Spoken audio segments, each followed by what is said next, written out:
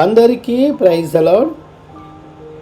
ఈరోజు దేవుని పరిశుద్ధమైన వాగ్దానము, నూతన హృదయమును మీకు ఇచ్చేదను. యెహెజ్కేలు గ్రంథము 36వ అధ్యాయము 26వ వచనం. ఈ వాక్యాన్ని క్రమం తప్పకుండా వింటున్నటువంటి ప్రియ సహోదరుడా, సహోదరి, మరొకసారి ప్రభుపేట మీ అందరికీ కూడా వందనాలు చెల్లిస్తున్నాను. ఈ దినాన్న ప్రభు మనకిచ్చిన వాగ్దానము, నూతన హృదయమును మీకు ఇచ్చేదనని ప్రభువు మాట్లాడుతూ ఉన్నారు. నిజమే, ఒకప్పుడు మనము ఈ యొక్క నూతన హృదయాన్ని కలిగినటువంటి వాళ్ళము, పాప హృదయాన్ని, రాతి హృదయాన్ని కలిగి దేవునికి దూరస్తులుగా, దేవుని నామానికి అవమానకరమైన జీవితాన్ని జీవించినటువంటి మనలను ప్రభువు జ్ఞాపకం చేసుకుని నూతన హృదయాన్ని, నూతన మనస్సును ప్రభు మనకు దయచేసి పాపం మీద అసహ్యత, పాప క్రియ నుంచి విడుదల ప్రభు మనకు దయచేయడం జరుగుతూ వచ్చింది. కనుకనే ప్రభు సన్నిధిలో మనము ఆయన్ని ఆరాధించగలుగుతున్నాము, ప్రభు సన్నిధిలో ఆయనను మనము మహిమపరచగలుగుతున్నాము, ఆయన నామాన్ని స్తుతించగలుగుతూ ఉన్నాము.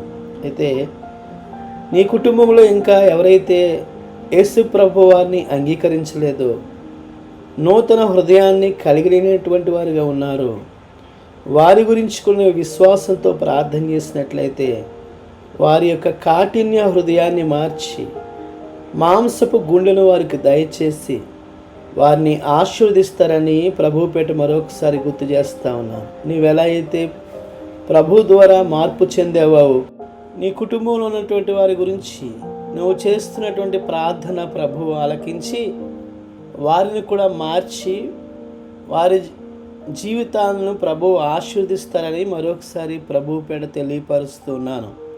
అయితే ప్రభు వాక్యం సెలవిస్తూ ఉంది, నూతన హృదయమును మీకు ఇచ్చేదనని ప్రభు సెలవిస్తూ ఉన్నారు.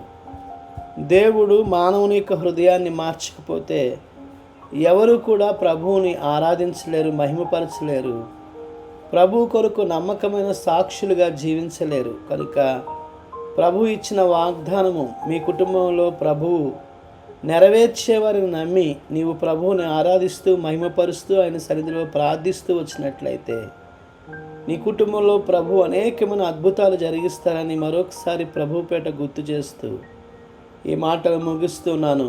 రండి ప్రార్థన చేసుకుందాం. మా పరిశుద్ధులైన మా పరమ తండ్రి, మరొకసారి మీకు వందనాలు, స్తోత్రాలు. మరొక సమయంలో మీ పాసందులో చేరే విధంగా ప్రార్థించే సమయాన్ని మీరు దయచేసినందుకే వందనాలు, స్తోత్రాలు. నూతన హృదయమును మీకు ఇచ్చేదనని యెహెజ్కేలు 36వ అధ్యాయము 26వ వచనం ప్రకారంగా మీరు మాట్లాడే విధానం బట్టి వందనాలు, స్తోత్రాలు. నిజమే తండ్రి, ఇప్పుడు మిమ్మల్ని ఆరాధిస్తున్న మేము, ప్రార్థిస్తున్న మేము మీ ద్వారా నూతన హృదయాన్ని పొందుకున్నామని మరొకసారి గుర్తు చేసినందుకే వందనాలు.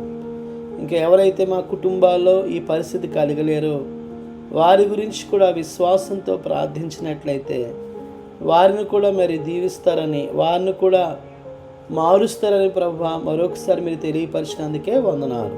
ఈ వాక్యాన్ని వింటున్న ప్రతి కుటుంబాన్ని పేరు పేరుని దీవించండి. ఇంకా బలహీనులుగా, రోగులుగా, అస్వస్థలుగా ఎవరైతే ఉన్నారో వారిని స్వస్థపరచండి. వారి పట్ల మీ గొప్ప కార్యములు మీరు జరిగించి మీ నామానికి మహిమ తెచ్చుకోమని తండ్రి, మీ కృపగల హస్తాలకు మమ్మల్ని అందరినీ అప్పగించుకుంటూ సమస్తమైన ఆధిపత్యం మీకు చెల్లించుకుంటూ యేసు నామమును స్తుతించి ప్రార్థించి బ్రతిమాలి వేడుకొనుచున్నాము పరమ తండ్రి, ఆమేన్. మన పరమ తండ్రి దేవుని ప్రేమ, కుమారుని యేసుక్రీస్తు కృప, పరిశుద్ధాత్ముని అన్యోన్య సహవాసము కూడి ఉన్న మనకును సకల పరిశుద్ధులకును సదాకాలము తోడై నడిపించును గాక.